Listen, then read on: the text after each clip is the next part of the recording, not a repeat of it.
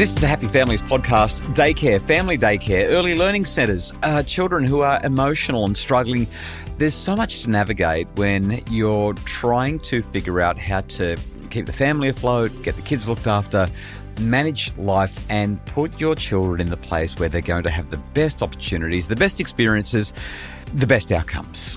Today on the Happy Families podcast, we answer one of your tricky questions. You can send your questions to us via happyfamilies.com.au. This one is about the childcare challenges that families face. We'll answer that next. Stay with us. G'day, welcome to the Happy Families podcast, real parenting solutions every single day on Australia's most downloaded parenting podcast. We are Justin and Kylie Coulson. Kylie, my mouth's not working today. I don't know how to say it. My lips aren't opening properly. I feel like I can't enunciate and articulate. You might need to run this one for us before we get into it. If you have a tricky question, every Tuesday we answer your tricky questions. All you have to do is go to happyfamilies.com.au, press the record button and start talking. We'll answer questions about anything. Today, it's a question about childcare. We'll also take your voice notes. You can email them to podcasts@happyfamilies.com.au. I feel like I'm about to run out of puff, Kylie, so let me hit this button and let's have a listen to the question from Claire. Hi, Justin and Kylie. My name's Claire. I am hoping for your thoughts on ELCs, so early learning centres versus childcares. My little one is 2.5. She's never been to childcare. We intended to send her, but when we did the local tours, when she was about 12 months old, these weren't really great centres. I know there are some really awesome ones out there, but the local ones close to us, we didn't feel very confident in. However, we've since enrolled her in a local school's ELC where she'd attend just after she turns 3 years old for 3 days a week. It's Reggio Emilia based. I don't know if I'm saying that right. It looks good, but I wanted your thoughts on whether ELCs are appropriate at the age of 3 versus sort of childcare. The second sort of component to this is that I'll describe my little one as very deeply feeling. She's got beautiful, big emotions, but that can mean that things can escalate quite quickly, and something that can happen is she gets distressed and I'm not able to help her find a place of calm, as I say, quickly enough, is that she can vomit. So, for example, I left her with one of my parents the other day. She missed me. It was just for an hour, but she ended up crying so hard she threw up. This can also happen if I don't get to her quickly enough during the night, and we're talking, not like 5 minutes, like 3 minutes. I appreciate any tips on that. I'm a bit concerned about how this is going to play into her transition to ELC. I guess the context is we don't have much family around and we are expecting another little one. So that help for that extra 3 days a week is something I'm kind of thinking would be great. Thank you guys so much. Thank you. Okay, Kylie, there's a couple of things to address here. Let's first off start with just the, what are we talking about? Parameters, definitions, logistics.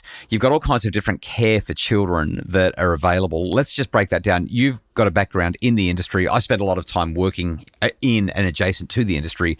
Family daycare, ELC, and whatever else is out there. What have we got?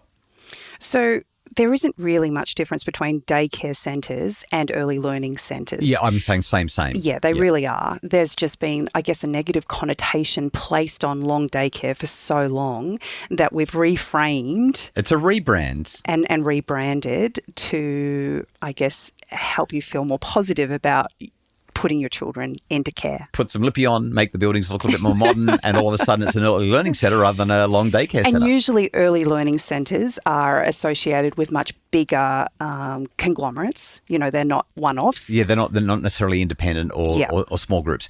Okay, but you've also got family daycare. So family daycare is great because it's, somebody that you would develop a relationship with, and there's only 3, 4, 5, maybe 6 children. It happens at someone's house. Yeah. So it's a lot more low-key and more personal and intimate And care. then you've got the higher expense stuff, like you could get a personal nanny or something like that. I don't know if it's available everywhere. It doesn't actually have to be. We actually had a nanny for a small time, and by the time you include free board and free food, you're not actually paying them a huge amount more. And I would say that compared to daycare costs, you're actually going to come out probably a little bit in front. You just need to have a spare bedroom for them, and you've got to have somebody living with you, or at least we did in our But the great thing circumstance. about a nanny is that they actually can do more than just take care of the kids. Yeah, we had somebody who was helping out for about a year and a half, and it made a big difference at a very, very hard time in our lives. There's one other form, and that's sessional kindergarten, creation kindy kind of setups, and they're great too because they've got a specific start time and finish time. They're shorter days, and again, usually you've got smaller ratios. Right. So structure is really a key component of what goes on with those sessional ones. You do like a 5-day fortnight. It might be Monday, Tuesday, Wednesday this week, and then Monday, Tuesday next week. Yeah. Or it's Wednesday, Thursday, Friday this week, and then Thursday, Friday next week. That's right. Okay, so let's talk about what to look for, I should say, when you're doing the tours. Kylie, I'd like to live in some of the childcare centres that I've been able to work in and tour through. They've got the chef, they've got all the fancy comfortable beds for the kids to have their lay down on. These are some incredible views at some of these places. And some of them are a lot less impressive, have far fewer resources. And yet when I think about the experiences that our children had as we had them in various forms of care through the years, I think that at Cannon Hill, just Morningside in Brisbane, the C&K, the creation kindergarten there, one of the best experiences we had for a couple of our kids there. And then in Wollongong, at a little spot called Kirraville, there was I guess it was a sessional kind of care place, wasn't it? And we had a daughter there who, both of these places, they did not look fancy. If you did a tour and you were looking for all the mod cons, you would definitely, at the risk of sounding snobby, turn up your nose and go, not quite what we're looking for. But the kids had the right kind of ratio, low numbers of children to staff. They had loads and loads and loads of activities, and most of their time was spent outside. So when I'm thinking, what do I want for my child in an early learning context, in a childcare context, I'm thinking structure, I'm thinking connection, and I'm thinking the opportunity to be outside and have as much freedom to play and explore as possible. And when I say structure, I don't mean we're going to do this for an hour, then this for an hour, then this for an hour. I mean, I know what days I'm showing up and at what time, and I've got that regular structure in my week. For me, the biggest thing, Claire, would be you're really at the mercy of the staff. I want a place that doesn't have any breaches, that has low staff turnover, and that has low ratios. So we've got lots and lots of staff for very few children. To me, that's going to be the best way. It's not a very profitable way to run a business, which is why the community kindergartens, the more structured kind of kindergartens, tend to be the better way forward. So for me, I think the most important question to ask ourselves is, why are we doing it? Often we feel like it's just the expected next step. In this case, Claire's acknowledged she's having another baby and she would really like a little bit of downtime to be able to kind of connect with a new baby and just have a bit of breathing space. And we know what that feels like. There's been plenty of babies come into the home. And your headspace feels completely overwhelmed often in that newborn stage. But it's also a really cool learning stage for a 3-year-old to navigate family life with a new baby. Yeah, I mean, my position is just if you don't need to have them in care, don't, because as a primary carer, as the biological mum, you're going to do a better job. And that's not to throw shade at all the great people who work in early childcare, but most of them would probably nod their head and say, yes, actually parents will typically do a better job looking after their own children than we will in a centre where there's a whole lot of other kids. Your child doesn't necessarily have to be socialised at that age, like they're going to be getting other play date experiences. I'm sure that they're not being completely isolated. So I'd be questioning the assumption that care is required. That's probably the last thing that I'd say. One of the biggest challenges you have when you have a baby and you have an older child that you then place in care is that feeling of displacement in the family. And it actually can often create more challenge for you than actually just having them at home. Which ties in very much with the second part of Claire's question, big emotions. After the break, a quick touch on that. It's the Happy Families podcast. Stay with us.